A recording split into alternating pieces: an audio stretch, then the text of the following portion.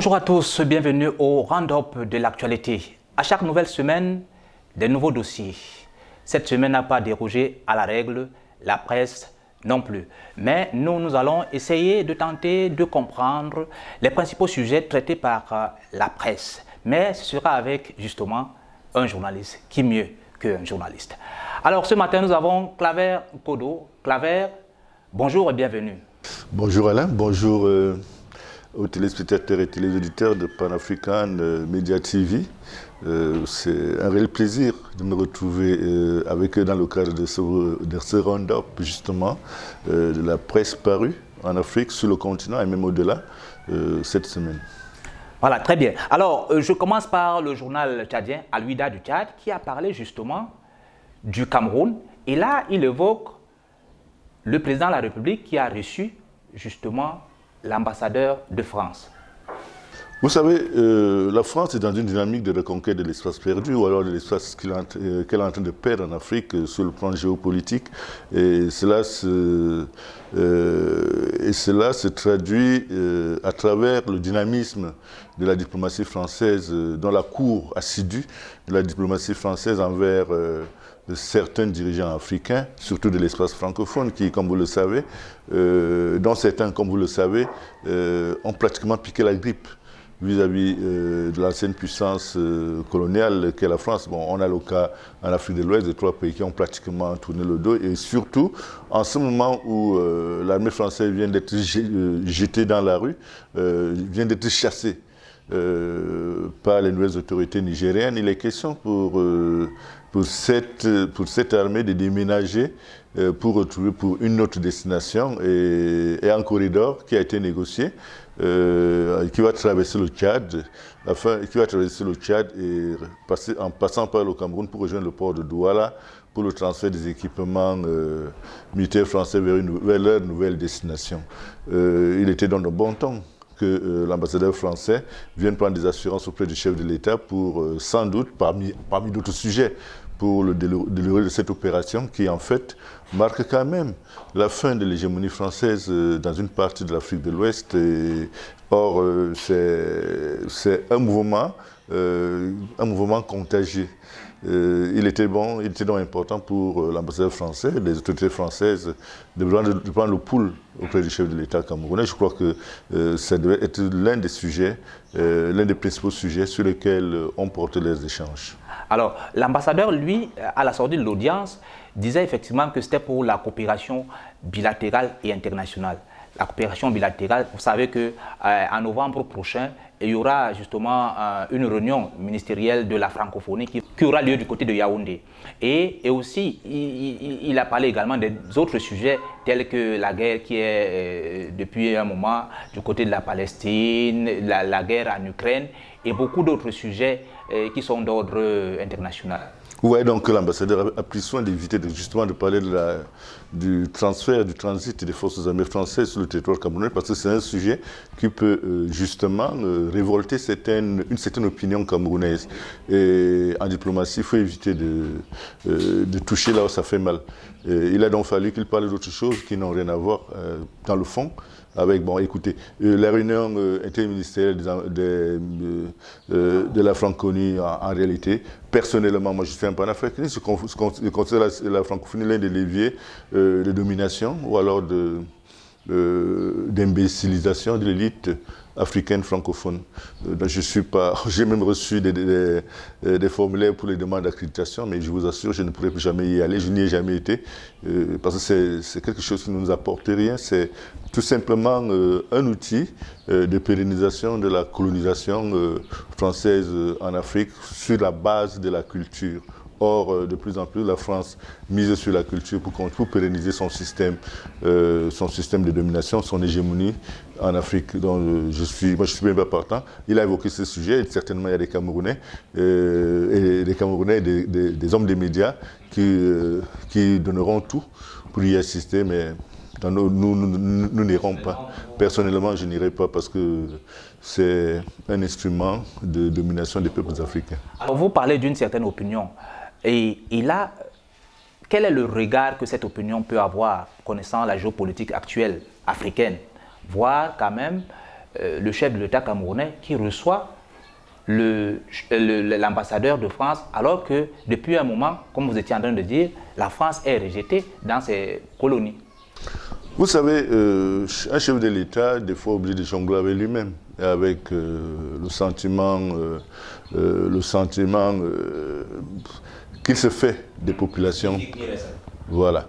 Et la France jouit de tous les moyens de pression.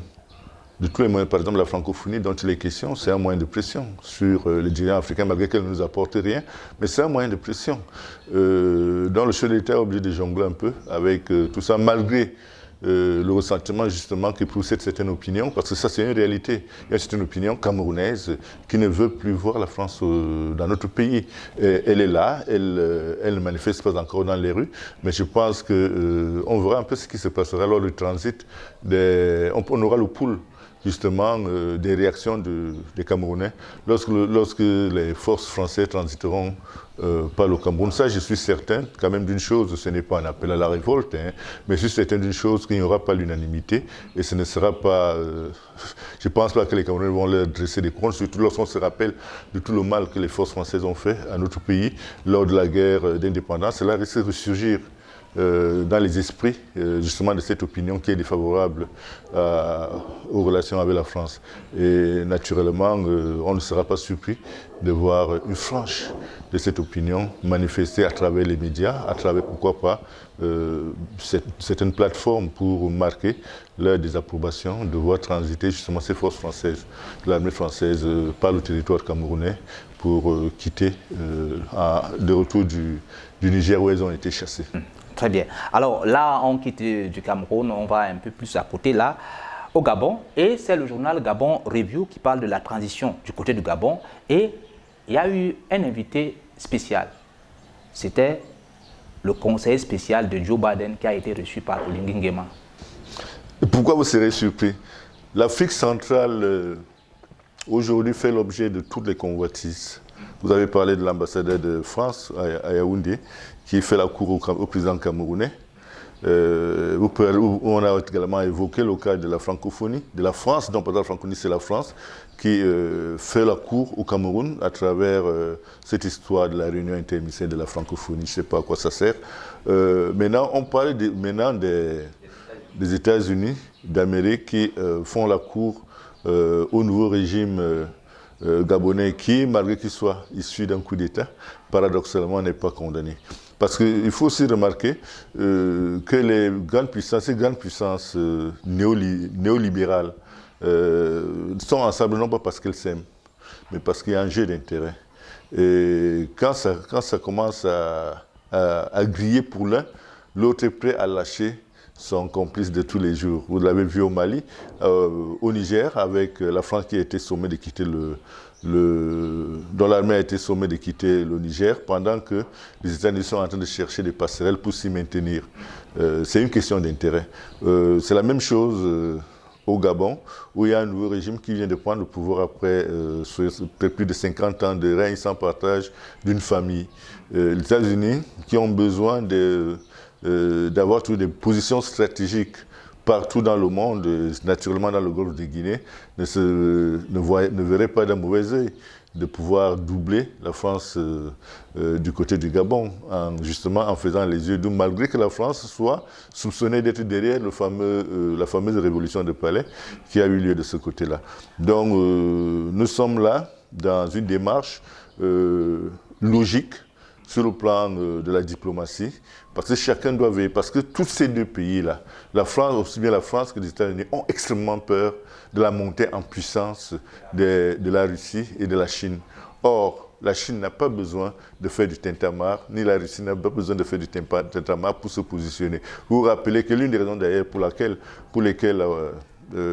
Ali Bongo est débarqué du pouvoir au Gabon, c'est sa participation au deuxième forum économique et humanitaire de Saint-Pétersbourg, où c'était contre la vie de la France. C'était contre la vie de la France, il est parti même contre la vie des États-Unis. Donc, il s'est dit que l'actuel homme fort de du Gabon a beaucoup investi du côté des États-Unis. Je ne sais pas si vous êtes au courant. Il s'est dit, il y a des rumeurs persistantes. Ça suffit que les États-Unis peuvent profiter de cela pour mieux l'encercler. Parce que ça peut être assimilé au bien mal acquis ou pas, mais c'est déjà un argument suffisant pour qu'ils fassent l'objet d'une pression de la part des États-Unis afin de leur réserver une part du gabonais. C'est là l'enjeu. C'est là l'enjeu, c'est-à-dire chacun veut essayer d'arracher une petite portion du gâteau pour pouvoir jouer à celui qui est incontournable sur le niveau international. Alors, vous m'avez posé la question, madame, est-ce que je suis surpris? Surpris d'ailleurs parce que, effectivement, les États-Unis d'Amérique ont suspendu l'aide au Gabon. Voilà. Et voir encore de qui on parle. Et là, c'est le conseiller spécial de Joe Biden qui se retrouve quand même du côté du Gabon. C'est un étonnement quand même. Oui, c'est paradoxal. Ça signifie que c'est pour la forme qu'ils ont fait semblant de suspendre l'aide. Mais dans le fond, ils tiennent au Gabon. Ils tiennent à rester au Gabon. Et ils comprennent que pour rester au Gabon, il faut courtiser les nouvelles autorités avec une nouvelle en leur proposant autre chose. Mais sinon, voir quand même une personnalité de ce niveau-là, se rendre visite à un régime estimé, que la Constitution américaine estime illégal, c'est déjà un paradoxe. Donc vous comprenez qu'au-delà même du respect de leur propre Constitution, il y a d'autres enjeux qui sont derrière sur le plan géopolitique. Et tous ces enjeux tournent autour de la montée en puissance de la Russie, de la Chine et même de l'Iran en Afrique. Absolument. Alors, allons-y du côté du Niger. Et là, on prend Actu Niger qui parle de tentation d'évasion du président déchu Mohamed Bazoum. Cette semaine, ça a fait la une de plusieurs journaux africains. J'ai suivi de très près cette actualité parce que vous savez, le Niger fait partie des 3 pays africains, en plus de la République centrafricaine, qui affichent désormais, de manière ostentatoire d'ailleurs, leur rupture avec le système impérialiste mis en place depuis des décennies. Et vous vous rappelez que jusqu'à présent, la France avait pris position en faveur de Bazoum, du retour au pouvoir de Bazoum. Donc, et dans le communiqué des responsables, des nouveaux dirigeants du Niger, ils ont bien précisé que cette tentative d'évasion a été organisée avec l'appui d'une puissance extérieure. Certainement, on aura le nom précis de cette puissance, parce que là, nous sommes encore au niveau des enquêtes, puisque l'enquête a été ouverte. Et malheureusement, pour les meneurs de cette tentative, tous ont été mis aux arrêts, parce qu'il y a eu une anticipation des services spéciaux nigériens qui ont donc anticipé et pour mettre en échec la tentative d'évasion, parce qu'il y a des hélicoptères qui devaient intervenir. Un hélicoptère, ce n'est pas un oiseau, ce n'est pas un tisserand qui vole d'un arbre à l'autre pour chercher des fruits. Donc ça signifie que c'était vraiment quelque chose de bien orchestré. Mais maintenant que la tentative a été donc mise en échec, on attend la suite des enquêtes, parce que certainement il y a beaucoup de révélations que nous allons découvrir. Et aussi, on saura exactement le rôle de la France, parce que je suis certain que lorsque les autorités nigériennes parlent d'une puissance étrangère, ça ne peut être que la France, avec justement, sur le plan local, l'implication d'un pays comme la Côte d'Ivoire. Le Nigeria, même encore, c'était une terre de repli. Et il fallait quand même traverser la zone du lac Tchad pour se retrouver au Nigeria. Mais bon, maintenant que ça a été, et là même les autorités nigériennes risquent, si vraiment la constitution nigériane, si elles sont interpellées pour le respect des institutions nigériennes, je pense que même l'actuel président Tinubu pourrait se retrouver dans des problèmes à la suite de ces enquêtes qui sont ouvertes par les autorités nigériennes. Donc cela démontre encore une fois de plus à suffire que la France est prête à tout. Moi je peux dire anticiper que la France est prête à tout pour maintenir l'Afrique dans son carcan et surtout dans la misère, en faveur du bien-être des populations. De ses protégés. Bon, alors, et là, laissons le Niger, parce que c'est une information qui a fait les choux gras. Mais là, on va prendre la Nouvelle Tribune, qui parle donc de ces 3 pays dont vous étiez en train d'évoquer tout à l'heure, notamment le Mali, le Burkina Faso, le Niger, et le journal se demande, isolés, les 3 pays vont-ils devoir se fédérer? C'est une belle interrogation, n'est-ce pas? Une très belle interrogation. Je pense que ces 3 pays ont anticipé avec les accords qu'ils ont signés, des États du Sahel, l'Alliance des États du Sahel. Vous savez, ça devient une énorme force. Parce qu'il faut, pour faire une bonne analyse de la situation qui prévaut de ce côté-là, il faut déjà tenir compte du potentiel en ressources naturelles. Parce que les relations internationales sont dictées par des intérêts. Or, ces 3 pays regorgent d'énormes ressources naturelles. C'est pour ça que la France n'arrive pas à s'y faire, de s'en aller de ce côté-là. Même les États-Unis. Pourquoi les États-Unis, malgré que le régime soit anticonstitutionnel du côté du Niger, ou alors du côté du Niger, ne démantèlent pas leur base militaire? On n'en a plus besoin, il faut qu'elle parte. Donc, il ne faut pas se faire d'illusions. Je pense que les dirigeants de ces 3 pays sont conscients des enjeux. Et surtout, les peuples, ils ont le soutien de leurs populations respectives. Et vous savez, ces populations partagent presque la même histoire qui date de plusieurs siècles. Absolument, parce que je me rappelle que cette interrogation vient du fait que c'était le Premier ministre nigérien, qui est allé au Burkina Faso et qui a dit à la sortie de l'audience que les 3 pays ont un destin commun. Les 3 pays ont un destin commun qui ne date pas de ce matin, qui date bien avant la colonisation. Quand on vous parle de Mansa Moussa, contrairement à ce qu'on raconte dans la Bible, Mansa Moussa a été l'homme le plus riche de la terre. C'est vrai, parce qu'il créait l'inflation lorsqu'il allait en pèlerinage à la Mecque. Il créait, partout où il passait, il créait l'inflation, tellement il avait de l'or, tous les prix explosaient. Vous voyez? Donc, dans la Bible, on vous dira c'est le roi Salomon. Bon, ça c'est la Bible, quoi. Mais sinon, ce sont les mêmes empires. Ces mêmes empires, et pour preuve, ils parlent pratiquement les mêmes langues. Ils se comprennent. Quand vous parlez mandingue, vous parlez toutes ces Haoussa et tout ça, c'est des langues qui ne sont pas très, très éloignées les unes des autres, au point où, dans les 3 pays, tu peux parler une langue, mais que tu vas te retrouver, ce qui te permet d'être compris dans les 3 pays. Je me rappelle, le Premier ministre malien, il a fait une conférence dans sa langue. Et j'ai vu comment tout le monde applaudissait, ça signifie que tout le monde comprenait. Contrairement à d'autres pays où il y a une 50aine, une 60aine, même 200 langues comme le cas au Cameroun, où nous avons 250 langues. Vous comprenez, donc ça c'est un élément fédérateur qui est d'une importance capitale dans le processus de mutation actuel de ce côté-là. Et c'est pour ça que ce qu'ils sont en train de faire ne peut que aboutir à un succès. Même pour éventrer la tentative d'évasion de Mohamed Bazoum. Je suis sûr que la communication dans des langues locales a été d'une importance capitale. Parce qu'ils peuvent se dire des choses entre eux que les autres ne comprennent pas. Vous comprenez un peu? Donc, il y a une certitude. Le train est lancé entre ces 3 pays et je ne pense pas que ce train pourrait s'arrêter parce que quand vous voyez la volonté au sommet des 3 États, ils portent le même regard, ils partagent la même vision et ils ont tous le soutien de leurs peuples respectifs. Absolument, ils ont même commencé par la coopération militaire. Ensuite, vous savez ce qui s'est passé aussi cette semaine où le Niger a offert voilà, le carburant, le gazoil à ces 2 pays, notamment le Burkina Faso et même le Mali. Et là, c'est pour célébrer la solidarité qui est une valeur propre à l'Afrique.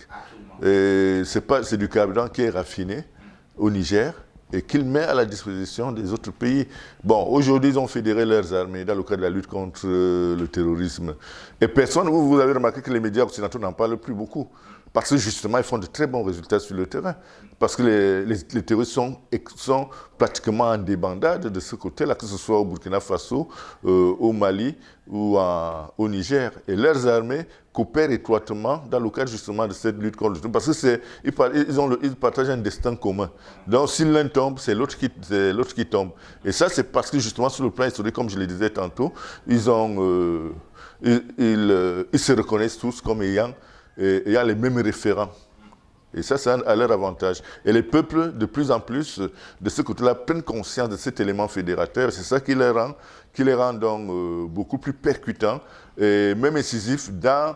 Quand vous causez avec un Burkinabé, avec un Malien ou avec un Nigérien, vous avez l'impression que vous causez avec une seule personne parce que l'argumentaire, le raisonnement est pratiquement le même et tout ceci tourne autour de la volonté de construire leur souveraineté pour jouir désormais de leur propre richesse. Absolument. Alors vous avez dit tout à l'heure dans votre argumentaire que les Occidentaux n'en parlent plus beaucoup de l'insécurité qui règne au Mali. Par contre, cette semaine, c'est le ministre des Armées français, le Cornu, qui a fait une sortie, je crois que c'était du côté du Sénat français, et qui s'inquiétait justement de l'insécurité du côté du Mali. Et c'est un journal ici, Lomé, qui a relevé cette information. Et après, il y a eu la réaction justement des autorités maliennes. Voilà.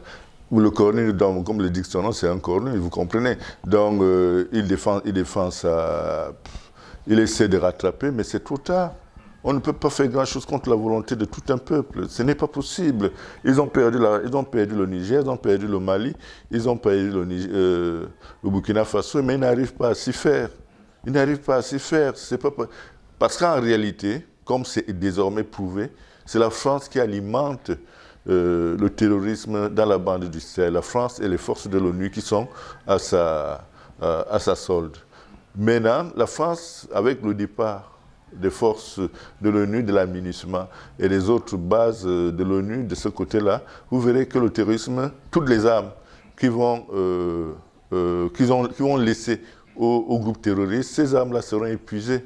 Il sera difficile de les réapprovisionner. Et avec le temps, ces groupes-là vont s'essouffler. Parce que quand vous voyez aujourd'hui la carte, il y a l'Algérie qui soutient la lutte contre le terrorisme. Et les trois pays-là sont des pays qui jouissent d'un certain parapluie au niveau de l'Algérie. Bon, la Côte d'Ivoire pourra jouer son rôle pour continuer à alimenter les terroristes, pour alimenter les terroristes, le Sénégal aussi. Mais est-ce que les populations de ces pays, si jamais elles sont au courant de cette ingérence, les laisseront faire? Parce que ces pays-là aussi sont pratiquement des pays frères aux trois pays. Vous voyez un peu. Donc je pense que le ministre français est simplement en train de verser des larmes de crocodile parce qu'il est trop tard. Moi, j'ai envie de poser la question, comme l'homme de la rue, de quoi je mêle? Pourquoi la France se mêle des questions qui concernent un pays comme le Mali, alors que cette semaine, il y avait des alertes du côté de la France où on signalait des bombes, même si c'était des fausses alertes. Vous savez que la France également a besoin de la sécurité. Pourquoi s'inquiéter de la sécurité d'un pays autre? La France est dans le désespoir et elle fait dans la diversion. La France est dans le désespoir. Si déjà sur le plan interne, elle-même est victime des alertes terroristes. Et les alertes sont conséquentes au soutien qu'elle apporte à Israël qui est en train de d'opérer un véritable génocide contre le peuple palestinien. Or, il y a des musulmans en France. La France, c'est un pays qui est pareil. Vous n'avez pas connu, vous étiez trop jeune. Il y a un moyen de transport qu'on appelait la mobilette. Il roulait au mélange. C'était un petit engin à 2 roues, mais qui prenait un carburant qui, curieusement, était un mélange de pétrole et d'essence, donc un mélange. Et la France a besoin de toutes ces construites avec l'apport des étrangers. Mais la France est assez ingrate et est foncièrement ingrate pour reconnaître cet apport. Et aujourd'hui, les musulmans constituent une portion assez importante de la population française. Vous avez vu, il y a une partie de la population française qui descend des Algériens qu'on appelait les pieds noirs. Absolument. Nous sommes d'accord dessus. Il y a les réfugiés des guerres menées contre l'Irak, contre la Libye, qui sont restés musulmans. Vous voyez, donc la France actuellement a mis en place, a créé des conditions suffisantes pour sa propre insécurité. Et tôt ou tard, ça va déclencher là-bas. Ça va déclencher, ce n'est pas encore le cas. Pourquoi? Parce que ces musulmans qui, par solidarité des Palestiniens, continuent à vivre impuissants les massacres qui ont lieu en Israël, quelles que soient les raisons, mais on se vient véritablement un massacre, un génocide du côté de la Palestine, seront poussés à se sacrifier. Et ils en ont l'habitude, à se sacrifier dans le cas des attentats terroristes, mais quoi qu'il leur arrivera. Donc aujourd'hui, la France essaie de tirer la sonnette d'alarme, mais il est tard, parce que ça fait partie intégrante de la politique française, c'est-à-dire la roublardise, l'escroquerie et je ne sais quoi. Le ministre français tire sa sonnette d'alarme, au lieu de s'occuper de ses propres problèmes d'un terrorisme qui ira grandissant, tant que la crise au Moyen-Orient n'est pas réglée.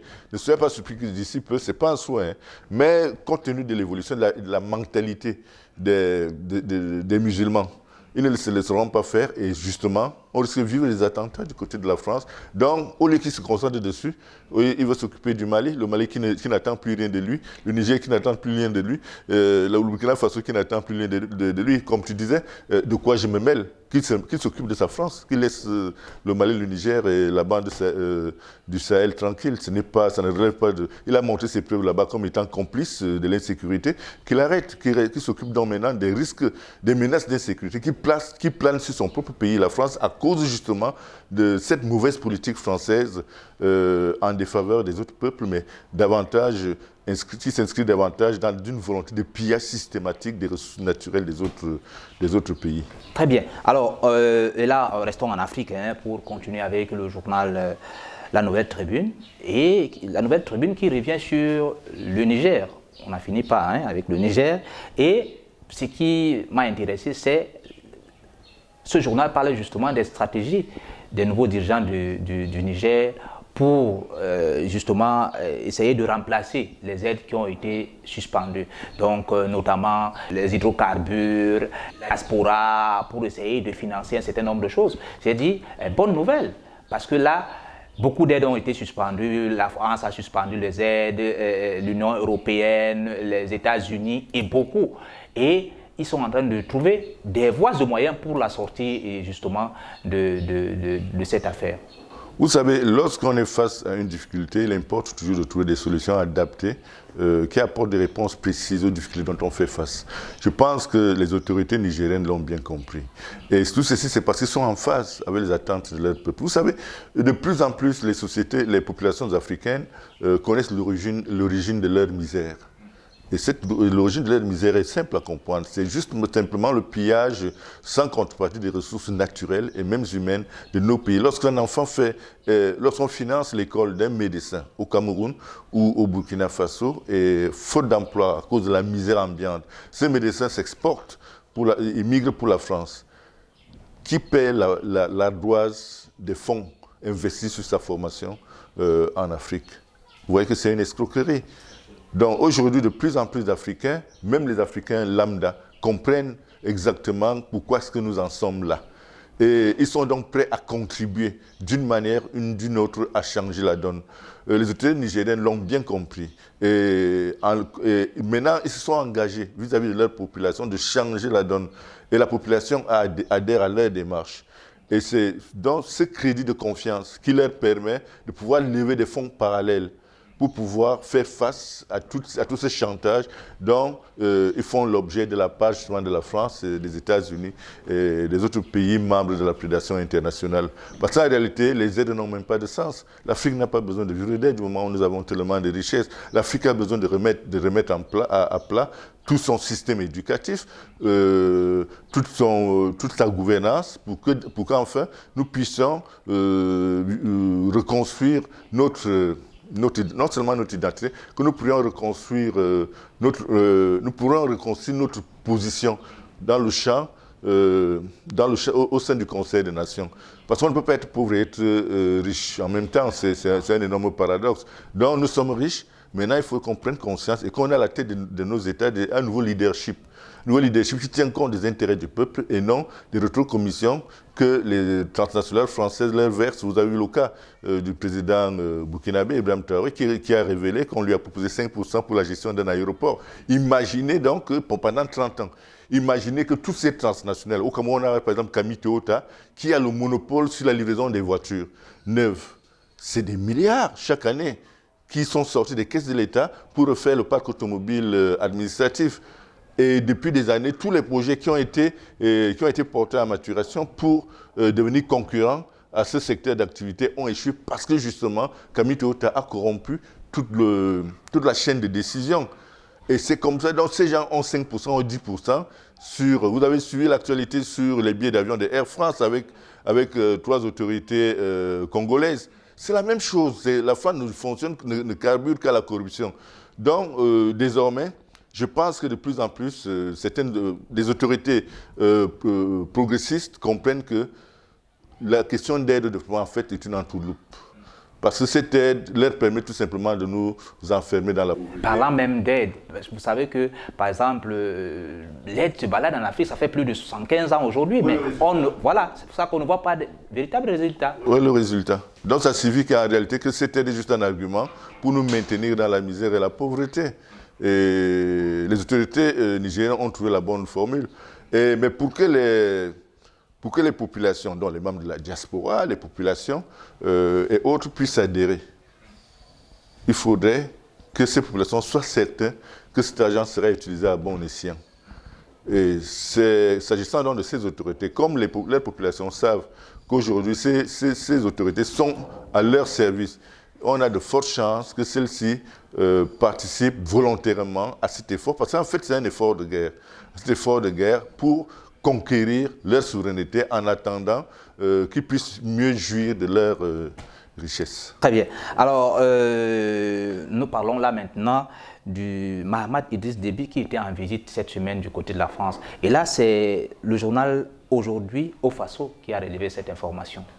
J'ai vu cette information, mais je crois que ça tourne toujours autour de l'actualité qu'on a évoquée dans le cadre de ce programme concernant le transfert de 2000 conteneurs. Il y a 2000 conteneurs pour 1500, je pense que ce n'est même pas 1500, peut-être qu'on a 15 000 soldats français du côté, on avait 15 000 soldats français du côté du Niger. Parce que comment est-ce que, s'il y a 2000 conteneurs à transférer pour 1500 soldats, mais attendez, ça veut dire que chaque soldat avait un conteneur. Il y a quelque chose qui ne va pas sur les chiffres que l'on nous déclare. Donc, certainement, Idriss Déby était prendre des ordres auprès de Macron. Vous savez, vous connaissez ces conditions de son accession au pouvoir. Vous savez le soutien que la France lui a porté lors des événements des événements malheureux qui ont eu lieu là-bas avec le massacre de près de 200 civils manifestants, que la France n'a jamais condamné, au contraire. Donc je pense qu'il est simplement allé prendre des ordres pour rassurer la France, pour donner des garanties à la France que tout se passera bien. Ne soyez même pas surpris qu'une partie du contingent chassé du Niger prenne plutôt pied au Tchad. Et ayant le soutien de la France, même si les populations qui commencent à donner de la voix contre cette éventualité, même si ces populations se révoltent et seront également massacrées, comme ce fut le cas il y a exactement 1 an, 2 jours. Oui, mais il y a aussi la question des réfugiés soudanais qui est remontée en surface du côté du Tchad. Vous savez que le Tchad accueille, d'ailleurs ils ont eu des lauriers, c'est l'ONU qui leur a donné des lauriers avec l'afflux massif des réfugiés soudanais, et le Tchad attend aussi de l'aide internationale pour essayer d'endiguer, parce qu'il y a les populations sont atteintes du paludisme, des maladies causées par l'eau sale et tout ça. Donc la France est en train de se chercher aussi pour plusieurs raisons. Oui, on revient au point de départ, c'est-à-dire les gens créent des conflits. Ils créent l'insécurité, ils créent le chaos et au fond porter le chapeau. C'est de ça que le Tchad est victime aujourd'hui. Maintenant, est-ce que le Tchad va continuer à jouer leur jeu? Ou alors leur dire, ben, écoutez, c'est vous qui avez créé le conflit du côté du Soudan, parce que les populations soudanaises et tchadiennes ne sont pas très différentes sur le plan sociologique. Absolument. Il y a des familles, il y a des communautés qui se retrouvent des deux côtés. Des deux côtés. C'est pour ça que lorsqu'il y a des conflits au Tchad ou au Soudan, ça part très vite parce qu'il y a des communautés là-bas qui partagent la même histoire et parlent la même langue. Ils sont même limitrophes du côté du sud du Tchad. Ce sont limitrophes avec le Soudan. Il y a même une grosse activité économique, en tout cas en temps de paix, qui se passe souvent du côté entre la frontière du Tchad et la frontière du Soudan, s'agissant de la gomme arabique. Parce que le Soudan est un gros producteur de gomme arabique et c'est une ressource qui est très très prisée. Donc, je disais ceci, le Tchad a besoin de soutien. Le Tchad a besoin de soutien dans le cadre de ce conflit justement dont personne ne parle plus. Pourtant, ça fait des morts chaque jour du côté de cette guerre. C'est devenu une guerre civile. Personne n'en parle plus. Mais ça fait des dizaines de milliers de morts. De morts et des déplacés. Et le Tchad est en train de subir cette pression. Donc logiquement, l'Organisation des Nations Unies devrait apporter son soutien, sinon alors la communauté internationale devrait apporter son soutien au Tchad. Mais comme personne n'évoque ce sujet, on était concentré sur la guerre en Ukraine, maintenant on est déjà concentré sur la crise au Proche-Orient avec la guerre entre l'Israël et la Palestine et le Hamas. Pourtant, pendant ce temps, il y a un vieux conflit latent du côté du Soudan, qui fait justement, qui risque même de déstabiliser aussi le Tchad. Le Tchad, parce que le Tchad, c'est le pays qui accueille le plus de réfugiés. Oui, mais on dit parmi les pays. Et pourtant, si ce n'est même pas le premier pays qui a des réfugiés. Donc, je crois qu'il faut quand même apporter de l'aide au Tchad, parce que le Tchad est en train de suffoquer. Et le Tchad ne se porte pas particulièrement bien sur le plan économique. Voilà. Donc je pense qu'au lieu d'aller en France, le président tchadien aurait dû prendre la parole lors de la dernière assemblée du Conseil de l'Assemblée, le 78e Assemblée. Pour évoquer cette question, parce que c'est une question de survie aussi pour ces peuples qui sont aujourd'hui abandonnés à eux-mêmes pour un conflit dont ils ne sont pour rien. Alors, très bien, on avance avec le journal Sidiawa qui parle donc de l'annulation de la radiation de la candidature de Sonko au lycée électoral. Et là, il y a une précision à faire. Le gouvernement entend faire appel. C'est-à-dire que la justice qui a reconduit Sonko. Mais maintenant, le gouvernement dit, on va faire appel. Vous savez... Qu'est-ce qui se passe véritablement au Sénégal? Qui a rendu ce verdict a fait preuve d'audace et de courage. Il a même fait valoir l'indépendance de la justice comme étant l'un des pouvoirs en matière de gestion d'une république. Mais vous avez vu, la réaction du gouvernement ne s'est pas fait attendre. Et je pense même qu'ils ont déjà lancé la procédure d'appel. Parce que Sonko, en réalité, est une menace pour la pérennisation du système de prédation, du système prédation de la France vis-à-vis du Sénégal. Et à ce titre, Sonko, malgré tout son poids populaire, malgré tout, il ne sera jamais, il ne fera son parcours vers la magistrature suprême du Sénégal ne sera jamais un parcours, ce sera jamais un parcours facile, ce ne sera jamais une sinécure. Donc c'est là où nous en sommes. Je crois même qu'il a annoncé une nouvelle grève de la faim, parce que justement, s'agissant de cet appel, je crois qu'il y a une institution ivoirienne qui a remis en question la décision. D'ailleurs, même les avocats du gouvernement, il y a un avocat du gouvernement qui a passé une interview du côté de nos confrères de BBC qui disait que le magistrat qui a rendu le verdict est de la famille de Sonko. Sinon, on doute même de l'impartialité de ce magistrat. Voilà, donc ça a commencé, ça ira dans tous les sens et puis même le magistrat sera menacé et tous ceux qui ont été dans le dossier seront menacés. Macky Sall est au service de la France et Macky Sall use de tout pour écarter, c'est comme Ouattara. Oui, mais il y a aussi les enjeux de l'élection qui arrivent. Hein. Amadumba qui est candidat de Beno. Beno qui est une organisation qui regroupe plusieurs partis politiques qui sont du pouvoir. Maintenant donc, Macky Sall doit se donner des moyens de pérenniser son système en faveur de la France, dont il est aux ordres. Et Sonko est devenu extrêmement dangereux pour matérialiser cette approche. Et il importe pour Macky Sall d'user de tout pour l'écarter. Et c'est ce qu'il est en train de faire. Et il ne le fait pas seul. Il a des conseillers français qui sont derrière le business. C'est toute une grosse machine anti-Sonko qui est mise en branle du côté du Sénégal. Parce que ce qui est certain, si Sonko prend se présente aux élections, il va battre Macky Sall. Il va battre quel que soit le candidat. Amadou-Mba. Amadou-Mba qui est Premier ministre, c'est lui qui est comme candidat. Exactement. Donc, vous comprenez, donc, il y a une coalition anti-Sonko dans laquelle participent même des puissances étrangères. Pourquoi? Pour pérenniser le système. Parce que si, après le Mali, le Niger, le Burkina Faso, il arrive que sur un jeu démocratique, la France perd encore le Sénégal, mais ce serait fini. Même la Côte d'Ivoire Ouattara devrait commencer, si jamais cela arrive, Ouattara devrait commencer à faire également ses valises, parce que le boulevard serait tout de suite ouvert pour une alternance obligée à la tête de l'État. Alors, moi, le problème, je voudrais poser la question autrement. Est-ce que le problème véritable n'est pas la France, mais les Africains? Quand on sait, par exemple, que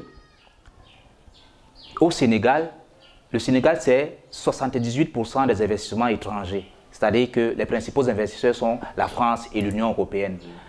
Mais il est normal que celui qui contrôle quand même ces investissements-là soit du bord, celui qui respecte la France. Donc il est normal que la France joue son rôle. Est-ce qu'en ce moment, les Africains ne peuvent pas eux-mêmes s'autodéterminer?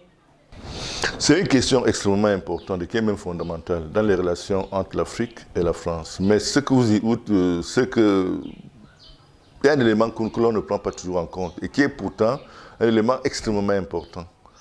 C'est le secteur de l'éducation. Vous savez, la France a piégé l'élite africaine à travers des accords de coopération en matière d'éducation. Ces accords d'éducation, ces accords de coopération en matière d'éducation qui ont été signés par nos premiers dirigeants en gage de leur accession au pouvoir. Le Cameroun en a été victime. Tous les autres pays africains francophones, ces 11 accords qui sont les mêmes qu'on a imposés aux dirigeants africains en gage pour qu'ils accèdent au pouvoir. Et ça, c'était pour garantir les intérêts de la France. Et vous imaginez que nous sommes tous à l'image de ce que nous avons, de ce qui nous a été enseigné dans les écoles, en plus naturellement de la maison. Et aujourd'hui, lorsque vous voyez les intellectuels africains francophones se comporter face à leurs équivalents français, il y a toujours le sentiment qu'il y a d'un côté, du côté africain, il y a une espèce de complexe d'infériorité vis-à-vis des autres. Et ce complexe se traduit donc en acte à travers cette soumission vis-à-vis justement de la France. Et à partir de là, vous comprenez pourquoi la France peut marcher, peut décider de tout, sans que l'intellectuel africain, qui devrait être en principe son contradicteur, puisse dire quoi que ce soit. Vous l'avez vu avec les programmes d'ajustement structurel, mais c'est une connerie. Moi, on m'a enseigné qu'en macroéconomie, il y a 5 agrégats, parmi lesquels la démographie, les ressources naturelles. Mais comment vous pouvez vous débarrasser, vous pouvez demander aux gens de réduire la population pour être un peu plus à l'aise, ou alors demander aux gens de se désengager des secteurs de production de richesses, comme la transformation des ressources naturelles, pour être beaucoup plus à l'aise. Mais c'est parce que nous avons pu, nos intellectuels ont pu accepter ces conditions. Et s'ils avaient le fusil à la tempe, je ne pense pas, mais on les a formatés pour qu'ils soient complexés vis-à-vis de ces gens. Et c'est sur ça que la France s'offre. Donc la première chose à faire, c'est de remettre en question le système éducatif en Afrique francophone. Parce que si nous arrivons à le faire, vous verrez qu'au bout de 5-6 ans, comme c'est en train de se dessiner du côté de l'Afrique de l'Ouest, avec le Mali, le Niger et le Burkina Faso, vous verrez qu'au bout de 6 ans, beaucoup de choses vont se passer. Il suffit d'un cycle. Donc, rien que le cycle primaire peut déjà impacter sur le comportement. Exactement. Et au niveau du cycle universitaire, c'est fini.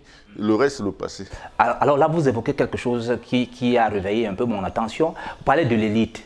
Et là, je me rappelle que quelqu'un disait que nos élites sont des tubes digestifs. Je me rappelle en 2017, lors du sommet de Hambourg, qui était du côté de l'Allemagne, et à la sortie de ce sommet, c'est là où le président français déclare que, je vais paraphraser ce qu'il avait dit, il dit « les Africains font beaucoup d'enfants ». Et il s'insurgeait du fait qu'il y a la pauvreté en Afrique parce que les Africains font beaucoup d'enfants.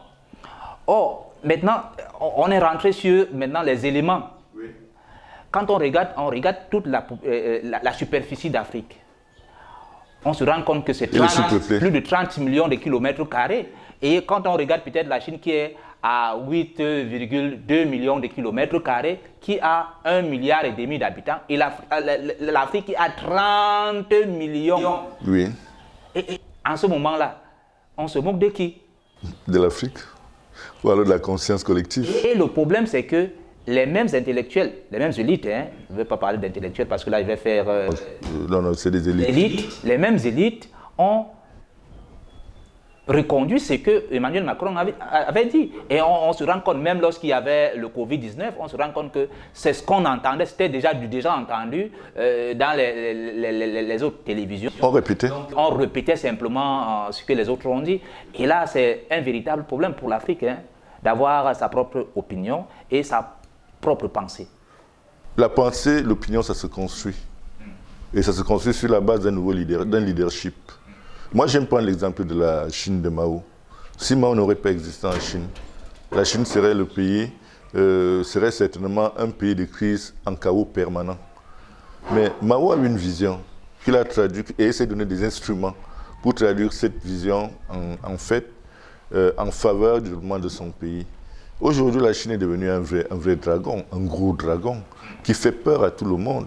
Parce que justement, il y a eu une base idéologique. Et cette idéologie s'est construite en s'inspirant des valeurs endogènes puisées dans la culture chinoise. Ce qui n'est pas le cas de l'Afrique. Parce que on nous a même fait croire que nos cultures étaient empruntées au diable. Absolument. Ce qui est très faux. Il y a un aspect important que j'aime souvent évoquer quand je parle des relations entre l'Afrique et l'Europe. Est-ce que vous imaginez combien de millions, des dizaines de millions d'Africains ont été contraints de quitter l'Afrique pendant la traite négrière? Et combien sont-ils morts dans les mers et jetés par-dessus bord? Est-ce que vous savez que c'est l'un des facteurs pour lesquels l'Occident a facilement colonisé l'Afrique? Parce que lorsque les Occidentaux décident de coloniser l'Afrique au lendemain de l'abolition de l'esclavage, il reste combien d'Africains? Moi, j'étais au Cameroun, j'ai fait un reportage dans un coin qu'on appelle Bimbia, c'est dans le sud-ouest. J'ai constaté que la population que j'ai trouvée là-bas était une population de deuxième génération, parce que tous ces gens-là avaient des noms Sawa. Mais là-bas, ce n'est pas des Sawa. La population autochtone a été totalement décimée à cause de l'esclavage, parce que c'était le port d'embarquement des esclaves dans le golfe de Guinée. Vous avez entendu parler de Bimbia. Vous vous imaginez ça? Je dis bien que toute la population autochtone de ce côté-là a été anéanti à cause de la traite négrière. Vous savez combien de personnes ont été concernées dans cette histoire? Et quand vous imaginez que ça concernait toute l'Afrique. Donc, il y avait les points, il y avait le Gorée qui est... Gorée, il y avait Bimbia. On ne parle pas beaucoup de Bimbia, mais Bimbia apparemment était l'un des plus grands centres au niveau du golfe de Guinée. Mais quand vous allez là-bas, vous allez trouver des gens qui s'appellent les Wanais. Est-ce que vous êtes sûr que les Wanais, certainement, ces arrières sont partis de Kribi ou bien de Douala pour sur les bancs de poissons et n'ayant trouvé personne de ce côté sont installés. Donc l'Afrique vit un drame.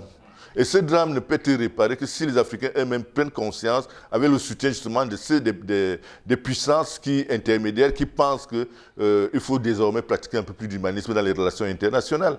Donc la question que vous évoquez concernant justement cet aspect, c'est une question à laquelle nous-mêmes, nous devons trouver des réponses en remettant en question, en remettant à plat notre propre système éducatif. Parce qu'on va nous enseigner Mamadou Ebiné, Tassé, lire et écrire, il est devenu grand. Mais est-ce que c'est ça qui construit la vie d'un peuple? Très bien. Alors, allons-y, laissons les intérêts des Occidentaux. Parlons maintenant d'un autre journal, Tribune de Madagascar. C'était intéressant, en tout cas cette semaine. Le journal parle du gouvernement qui réplique à la communauté internationale. Le sujet, c'est qu'effectivement, il y a eu, bientôt il y aura élection du côté de Madagascar, et il y a eu quelques violences policières. Et là, il y a eu la sortie de l'Union européenne, la France, l'ambassadeur de l'Union européenne, de la France, de plusieurs pays.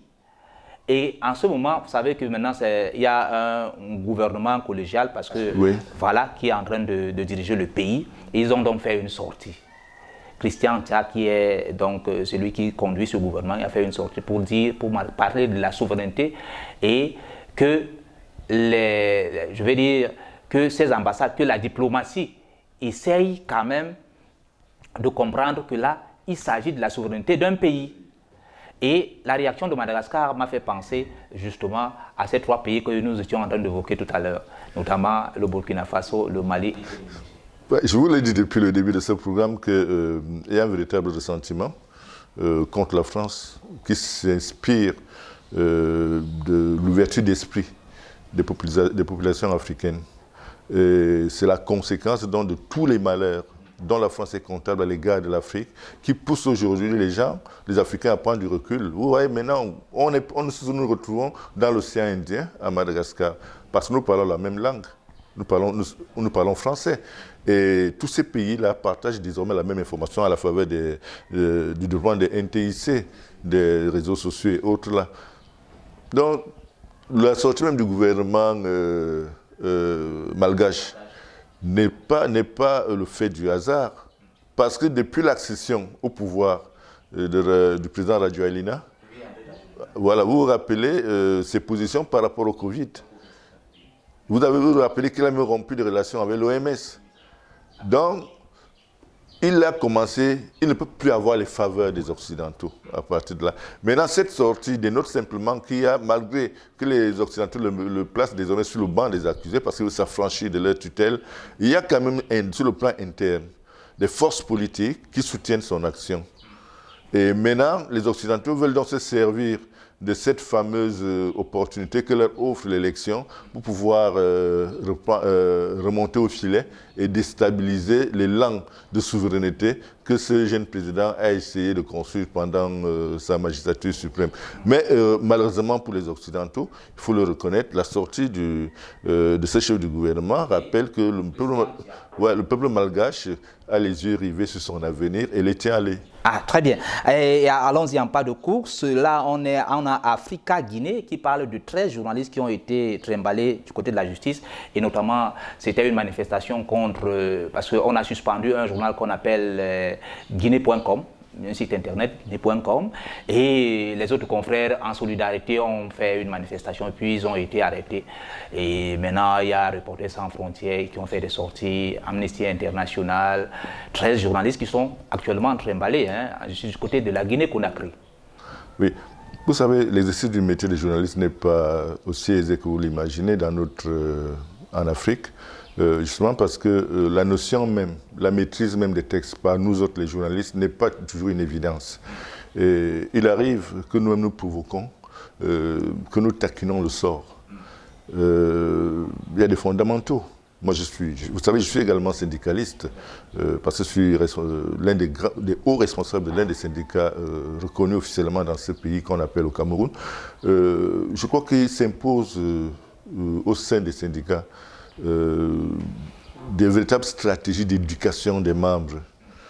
Parce que si nous ne le faisons pas, ou alors si les membres sont réfractaires à cette démarche, on aura toujours des problèmes qu'on aurait pu éviter. Alors, est-ce que je voulais poser la question de savoir, est-ce que la pratique du journalisme ne doit pas s'adapter au contexte? Ça doit s'adapter au contexte? Elle doit s'adapter justement au contexte, mais le journaliste doit avoir la maîtrise des textes. Si vous n'avez pas la maîtrise des textes, vous vous ferez prendre à tous les coups. Vous comprenez? C'est pour ça que l'un des éléments de base de l'exercice d'un journaliste, c'est d'avoir des connaissances même élémentaires en droit public. Ça vous permet de ne pas prendre trop de risques.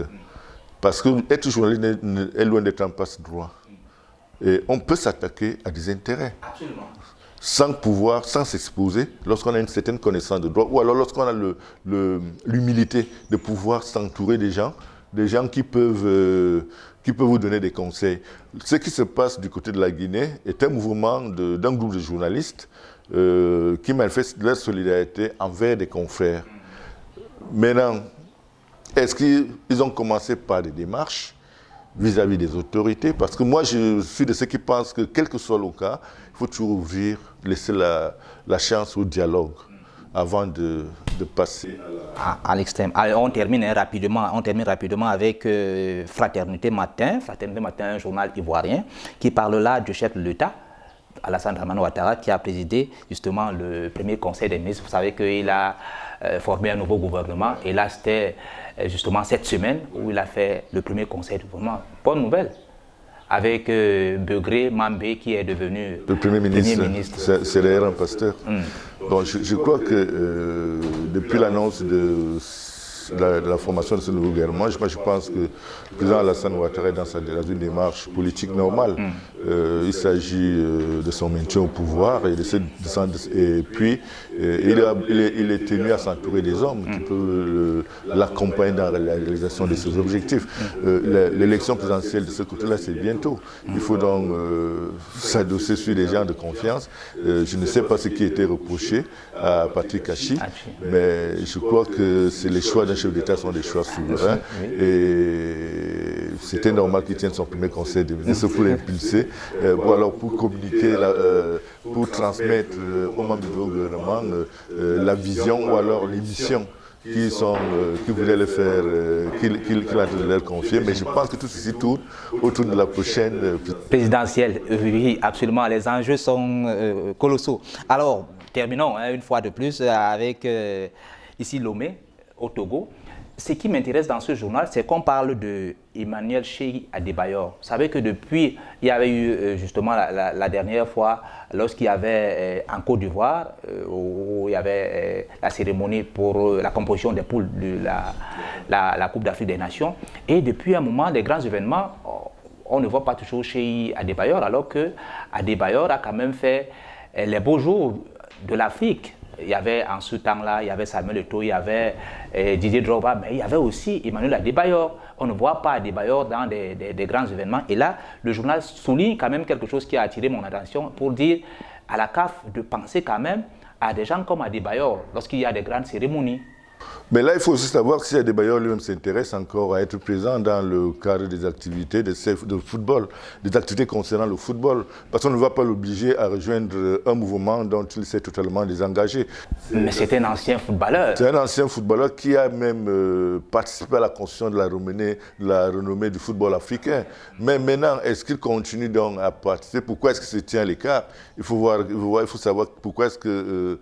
parce que par exemple, Eto'o, Samuel Eto'o fils, avant d'être président de l'Africa Foot, est resté très actif dans le Mais il y en a aussi d'autres joueurs qui sont restés, qui ne font même plus dans le sport, hein, comme par exemple Ngandi Seli, qui ont gagné la Coupe d'Afrique en 1992. Mais il était présent à la cérémonie. Il y a plusieurs joueurs, les Basile Boli, qui ne font plus dans le foot. Mais évidemment, ils étaient là. Donc, peut-être il faut aussi penser à lui. Parce que... Est-ce que c'est la CAF qui doit penser à lui? C'est lui qui doit gagner le contrat avec la CAF, à mon avis. Peut-être qu'il ne s'intéresse plus autant que ça au football. Pourtant, il fait partie, je connais des petits-enfants qui se faisaient appeler Adebayor lors des championnats de vacances. Ça signifie que c'est une icône du football africain qui, logiquement, devait rester, entretenir son image et rester... Dans l'imaginaire collectif des jeunes Africains. Des jeunes Africains qui ont beaucoup d'admiration pour lui. Donc si c'est de sa faute, il faudrait qu'il sorte tout simplement de son silence et qu'il rejoigne le mouvement sportif, qu'il s'habitue à créer des petits événements pour qu'on reparle de lui, parce qu'on le reconnaît comme ayant été une véritable icône de notre football. Donc, Adebayor, réveille-toi de ton sommeil. Ah, très bien. Alors, Claver, nous sommes arrivés pratiquement au terme de cette édition. Un dernier mot? Oui, bien écoute, tout simplement, une agréable fin de semaine à tous nos auditeurs et téléspectateurs. Chaque fois que cela sera possible, ils pourront compter sur ma disponibilité. Très bien. Alors, c'est ici que nous mettons un terme à cette émission. Nous disons merci à tous ceux qui nous ont suivis et prenons rendez-vous très prochainement.